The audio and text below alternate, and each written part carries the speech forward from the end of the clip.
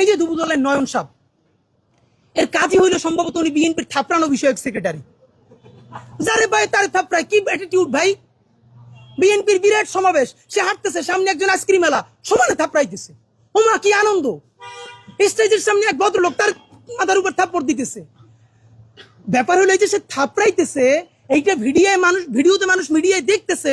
BNP এইটার বিরুদ্ধে কোনো অবস্থান নিছে? অফিসিয়ালি তারে বলছে যে এরকম থাপড়াথাপড়ি সে কেন করে? সে এইটাকে এনজয় করতেছে।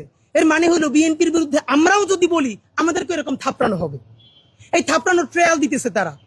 এই নয়নেরা যদি এই বিএনপির ফিগার, যারা এখন মানুষটা খালি সমানে থাপড়ায় ডানে বামে তাকাইয়া, তাহলে সেই দলের যারা নীতি আছে তারা মানুষটা পাথর মারবে না মারবে কি? চুমা দিয়ে মাইরে ফেলবে মানুষকে। ও তো যা করার তাই করছে, দলের নেতা মানুষকে থাপড়ায় আর তারা পাথর মারে। এখন আমরা জানি এই নয়নদের শক্তি কোথায়। নয়নরা থাকবে নিচে, চাঁদাবাজি করবে, টাকাটা আনবে, টাকাটা আইনা উপরে পাঠাবে কারো না কারো।